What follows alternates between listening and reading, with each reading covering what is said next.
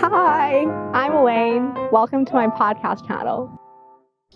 Good morning, Miss Petra Menz. How are you doing today? I'm doing just fine. How are you, Elaine?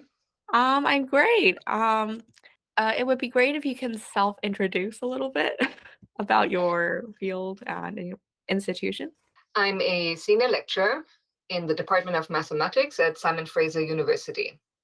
What that means is that my main responsibilities are teaching and also leading some workshops. Those are essentially just math help centers, Hmm. which means that I also have some administrative work to do and also some outreach.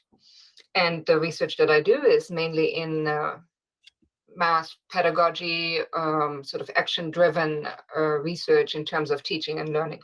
Oh, that is really interesting. Because I've also heard that you did a lot of math or research in Germany. Could you tell us about the math curriculum in Germany as well? Well, I grew up in Germany, and after high school, I went to Canada as a nanny, and then I got stuck and immigrated to Canada. So my experience is about the high school mathematics. So for that, I have to set the scene just a little bit. Okay. Okay. So in Germany, we have to take 14 subjects. And since I have worked as a high school teacher here, that contrasts sort of the 8 subjects that you would take here, or 7 to 8 subjects that you take here. And so my subjects that I had to study throughout high schools were German, English, French, or Latin at the time. Now there are more language choices. Math, physics, chemistry, biology, history, geography, social science, Mhm. sports, arts, choir or music theory, and religion or ethics. And we had to have these subjects at all times. So 14 subjects at all times every week. And then in grades 11 through 13, we needed to pick 3 subjects to specialize in. And for me, these were English, math, and biology, all taught by specialized teachers, even university professors. This is a little bit unlike here in BC. And I know because I was a math teacher at a high school in Richmond for 6 years, where I, shortly after I started, became department head. So in other words, was leading a team of teachers and of math teachers.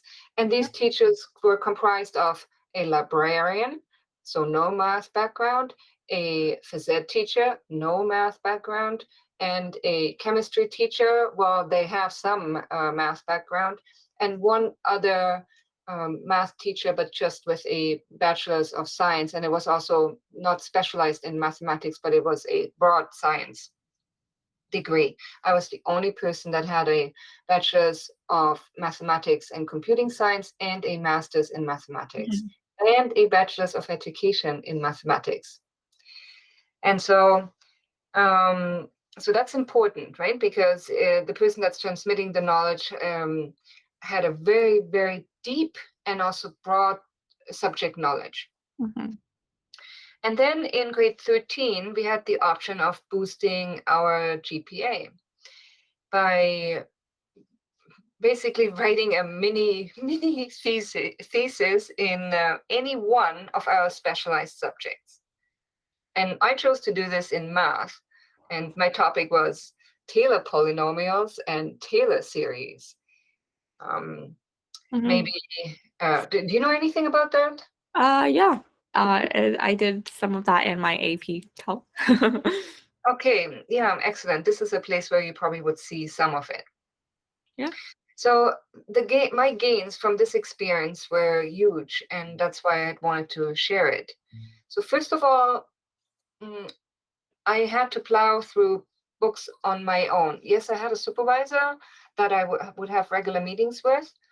The supervisor was my math teacher and then a physics teacher. But since I also had to have, so the condition for this was that I needed to have um, a textbook in a different language. and I could only choose from the library that was there present in my high school, and it had to be a language that I hadn't encountered before. And so I chose a Russian textbook among the English and German texts that I had also chosen to study. And the task was to stay in the realm of these texts. We didn't have Google back then. Okay, we have to set the scene for that too. And what I came away with was that math, the math language, is pervasive through the Western world and a language of its own, meaning I can actually read it. No matter what language it's in. Yes, there's a little bit of a struggle, to read the in between, but the math language itself stands out. You can read it. And this was tremendously helpful for me when I then remember I immigrated to Canada. And after being a nanny for 2 years, I went to the University of Toronto to study for my Bachelor's of Science. And so I was already a bit fluent in English, but also I wasn't so afraid to study mathematics. And then the third thing is that in Germany, we also cover way more math specific or even in other subjects specific material. So by grade 13, I had already studied statistics and probability, like the proper stuff that gets studied at the university, differential calculus, integral calculus, a little bit of vector calculus. So we went into 3D and also linear algebra. So in other words, the first 2 years of university mathematics, I had already covered in Germany. Now, did I have like a deep understanding and knowledge? Probably not.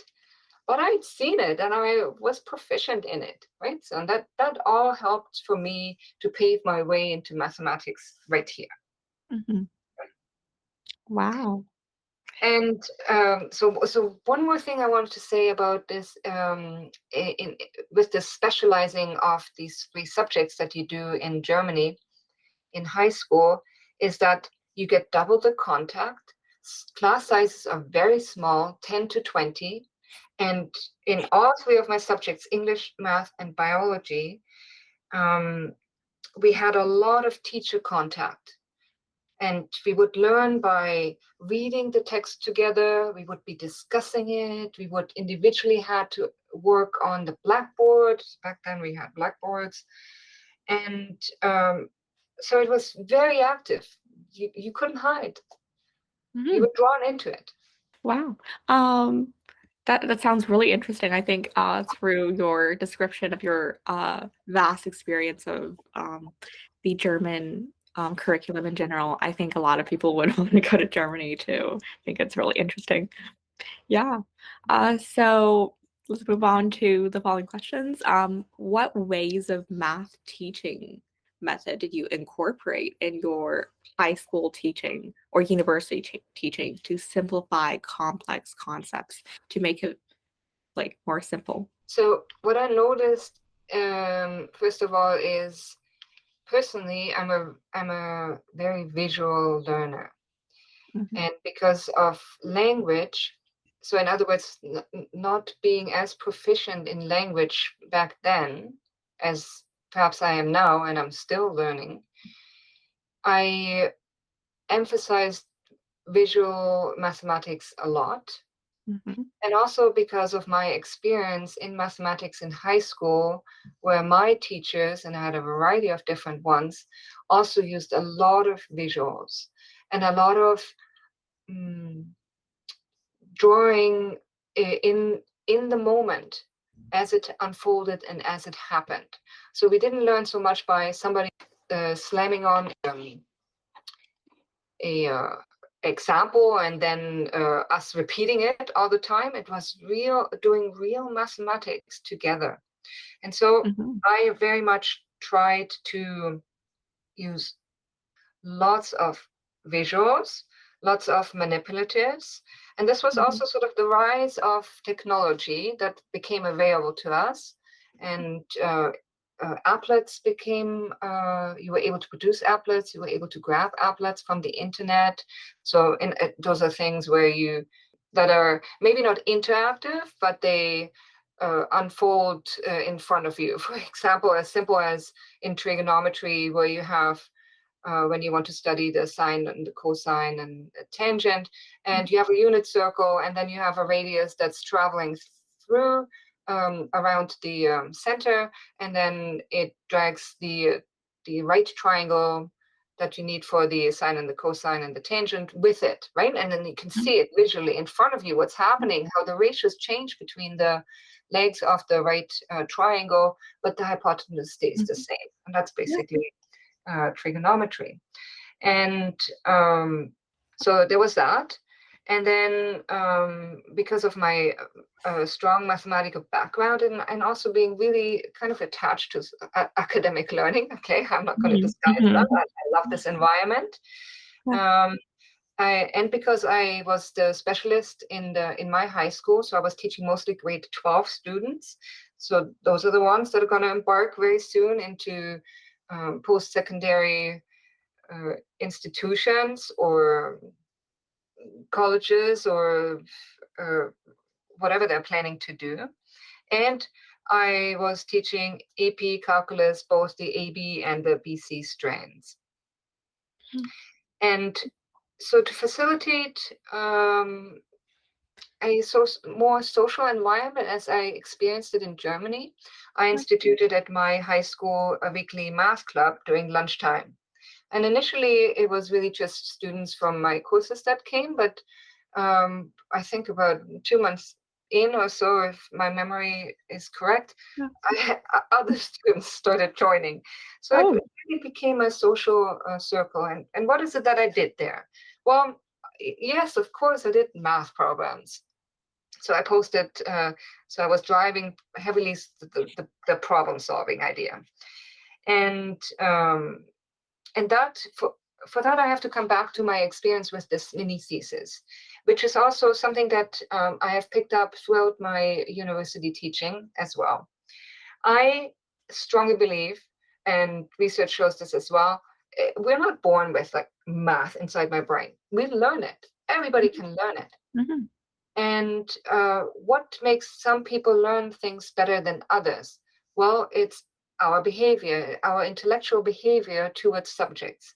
So in other words, things like, are we flexible? Do we persevere? Do we strive for precision? Do we question problems? Do we gather experiences? So these become our past experiences, our knowledge. And do we not shy away from applying this knowledge to new experiences, like to new situations, I should say, so that we can create new knowledge out of the struggle that we have with new problems? Because struggle is good. Struggle means that we're actively trying to learn something. And I have later on learned that these are actually called habits of mind. And they are a key behavior. If you look at any intellectual or intelligent person, I should say, not intellectual, that's the incorrect word. So anywhere, I don't have to go to the university, anywhere. And these are also transferable skills, meaning that if you have them, then you can pretty much do anything with them. And so in my math clubs, in my teachings, I strive for this. And that means I give my students scaffolded problem solving. I also give them sort of loose puzzles that they can manipulate with their hands. I have a collection of about 40 different puzzles that I've collected from all over the world, and you manipulate them with your hands. Some of these mean that something is locked and you need to know how to unlock it. Some of these are like a map problem and you have to slide around things so they line up. And then tons of games. The games are so good because they provide you with a social setting, but you have to employ strategy. You kind of have to plan when you play. You have to assess all the time. You have to execute your plan. You have to reflect and go, something went wrong. Maybe I can do something better.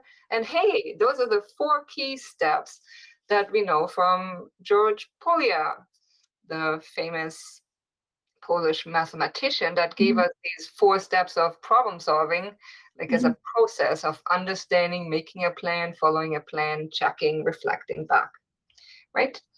And I brought in guest speakers from both UBC, right? I had recently graduated, I had strong contacts, and also from SFU, because some of my graduated colleagues, they went to SFU and did a postdoc perhaps there or got employed there. So I was already foreshadowing mathematics at university for my students.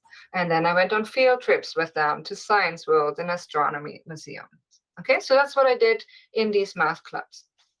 And in class itself, I really couldn't stand this sort of behavior that I saw, whereas homework in math was done inside the classroom.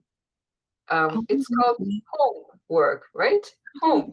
It means that you should be studying it on your own at home, right? So Elaine, I know a little bit about you, and you very much do that as well, right? So it's this individual study.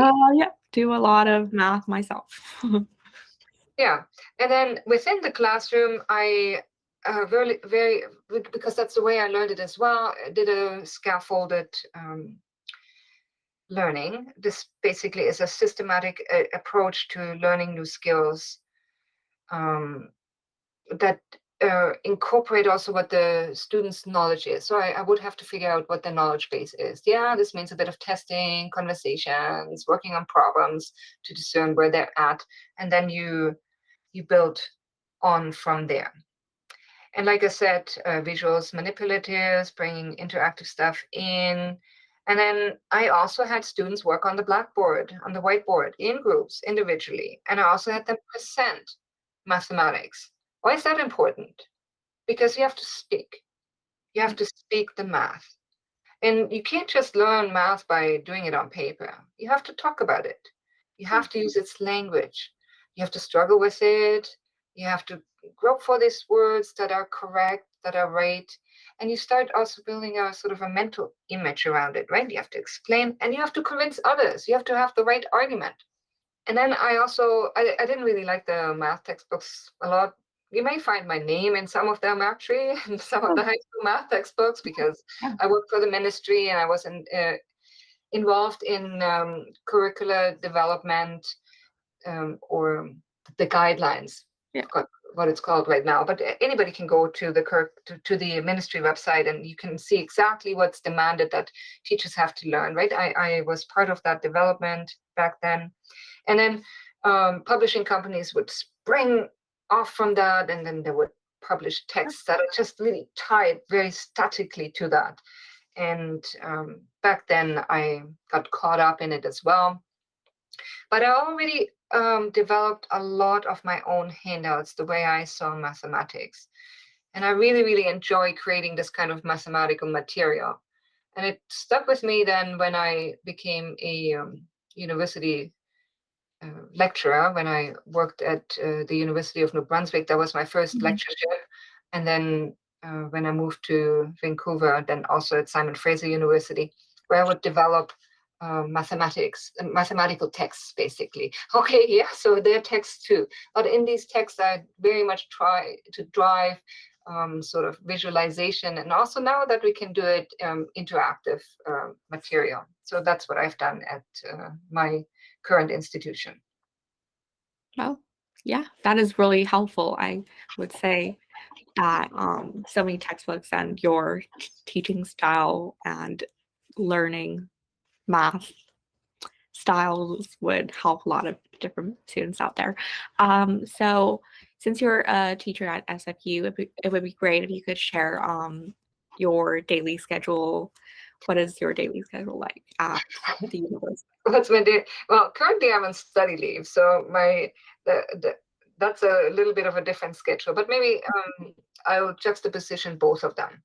Mhm. If I'm not on study leave and a and I work full time as a lecturer, then I would have to teach basically 6 courses in a year. Now, at our institution, this is because we are a tri-semester university, a proper tri-semester university. This could mean that in the fall semester and in the spring semester and the summer semester, I would each teach 2 courses, which of course I can shuffle around the way I see fit. And so I would be teaching 2 courses. Mhm. And then that means, in terms of my involvement with it, for example, currently I am very much enjoying teaching a math course it's a math content course for students who want to become elementary teachers. Yeah. And also I very much enjoy teaching calculus for the social sciences. So that means the calculus that has a financial slant to it for the business and economy students. Mhm. And I firmly believe in this strong teacher contact. So by our contract, I guess if that's what you want to call it, we only need to give 1 contact hour per week per class to our students. But I give, for my calculus courses, I give 3 contact hours per week. And for my math for teachers, I give 4 contact hours per week. And then I have a very, very well developed Canvas container. That's our management system online for the course. It has Lightboard videos on it, and then it has lots of discussion boards on it.